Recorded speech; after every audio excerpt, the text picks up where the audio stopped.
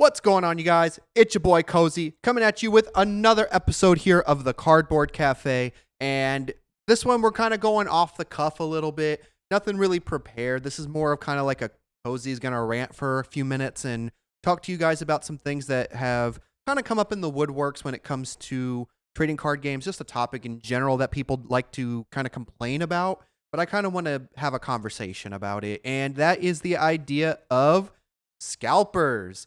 So scalping has been a big thing that I've kind of noticed as a big trend lately, especially at the time of recording. The starter deck 31 through 36, I think is what they are, for the One Piece card game is coming out in about a day or so.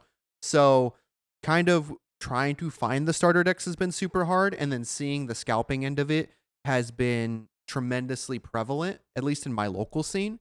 So we're going to sit back, we're going to relax, complain a little bit, but more importantly, we're going to talk about some cardboard.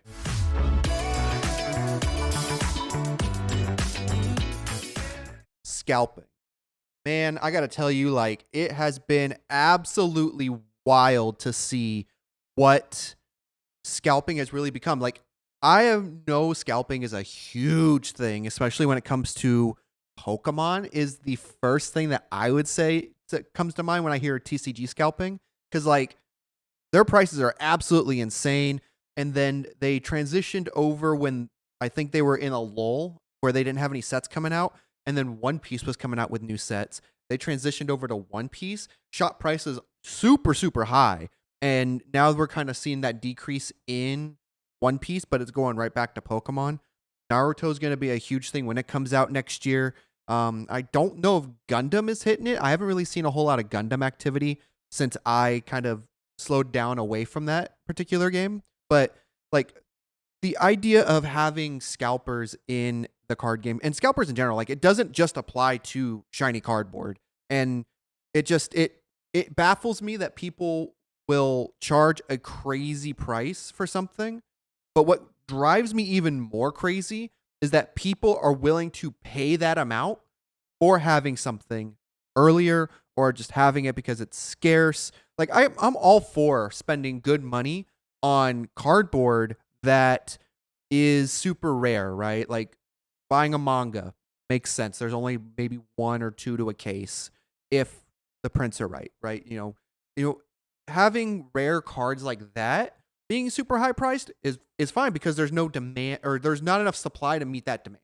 So to see how somebody was charging for ST32, the green Zoro deck, I'm going to pull up the screenshot here. They were charging $50 per deck. Don't get me $50 per deck.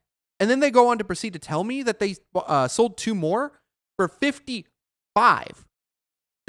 a piece. Like, that is insane to charge something that is $13 MSRP, according to Walmart, and to charge it for $50 a piece. I mean, I'm not going to knock somebody trying to get their hustle on, but to do it for that amount is insane to me, and I am not for that. I backed out of that deal because the way they had the original post, it said ST32 times 3, $50.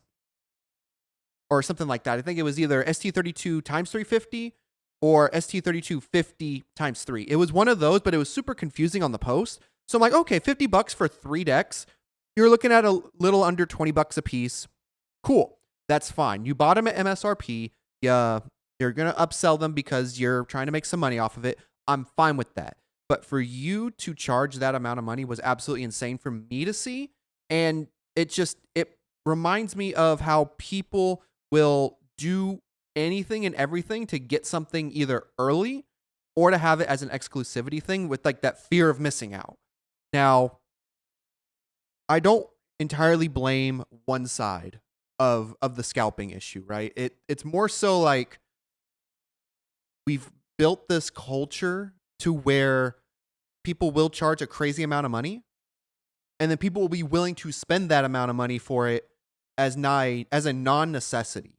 Like, to have it for the sake of having it. Like, a good example is like during hurricane season out here in South Texas. Like, if there was an issue with water supply and people were charging $25 for a case of water, one can argue that water is a necessity of life, so paying that amount would make more sense than buying shiny cardboard for $50 on a $13 MSRP. Like it can be compared, but not really, because one's a necessity, one's a fact of life that it's not a necessity. It's a luxury to have the starter decks a couple days early. And to see these people build this culture of fear of missing out, or to drive scalping to where it's at. Like, people are standing in line at Target for hours on end, bro. Like, when I went to go check out some starter deck stuff, because I just wanted to pick a couple up for me, and my brother wants to get into One Piece. So like, ultimately when it came to, oh yeah, I'll stand in line for like an hour maybe, like just that way I can get in before the scalpers get there. I did it solely to get there before scalpers. And I'm only buying the necessities. I was buying 2 Zoros, and I'm going to try and get 2 Luffys. That's all I needed from the starter deck series for right now. The rest of it I can just kind of buy as I'm going, or whatever the case is. I'll buy bricks, whatever, but I need the Zoro, I need the Luffy starters, so that way I can build the decks that I need to build, and I can supplement my brother with what he needs in terms of the cards he needs, mostly from Red Luffy, because he wants to play the Red Luffy version that I built just to kind of play around with, and he absolutely loved the deck, so now I got to build it for him. So in reality, I need to buy 4 Luffy decks, but I digress. I did it to get there before scalpers. At the time of recording this, like, I heard that the Target that I went to, the line wasn't too bad. It was a couple storefronts down for like an hour before they opened. Not that big of a deal. I feel kind of normal. This one was wrapped around the storefronts and going to the other side of the store. Like, it was like it's like 4 storefronts and then the corner. So that's insane to see a line that long. And it might not just be for like One Piece or just Pokemon. It's a combination of all of them. And I think there's a Chase sports card that's going out right now too.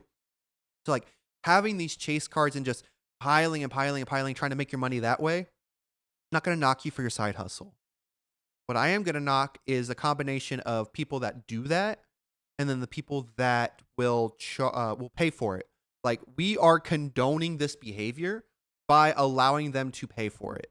And like, they view it as a reward incentive to continue doing it because they know somebody's going to be out there to buy it. What I want us to do as a community is I want us to stand together and be like I did. I said $50 for a starter deck.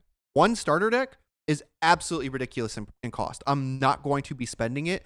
I will wait and I will be patient, because I know that the RNG gods out there will give me a chance to get these starter decks, or I can just wait to order them online later. Like, to experience the level of, I guess I would probably categorize that extreme level into kind of the greed category for me, is wild. Like, I would never in my life try to charge somebody that, maybe I didn't buy it at MSRP. Maybe I bought it from somebody else as a third party, but I'm still not going to charge a crazy amount to try and do a resell of a resell. Like, as a card game player, I'm buying these cards because I need them for X, Y, or Z. And it's not even a hard need. It's a need to continue playing the game and enjoying the hobby that I do, but it's not a necessity of life. And that's how we got to view things. And it does kind of help cope with me when it comes to like my mental health. TCGs help me with my mental health, so I view them as a little bit more of a higher need than somebody that's just a hobbyist. But even at that point, we got to draw the line somewhere, people. And that's kind of where I want to have our discussion in the comments down below, is where do you find the line between overpricing scalping and buying something because it's an exclusive item, or it's worth the value and cost? Let me know down in the comments down below. But more importantly, if you're enjoying this type of content, or you enjoy the ones where I just rant for a few minutes and kind of just go off the rail and off the cuffs, let me know that down too. And of course, if you enjoyed this video, make sure you like it, you subscribe to the channel, and you ring that notification bell so I can catch you guys in the next upload and you don't miss the next upload. Peace and love, Nakama. Thanks for riding with the vibe. Cozy game. every time. Pulling leaders, making plays on the line. Sailing through the grand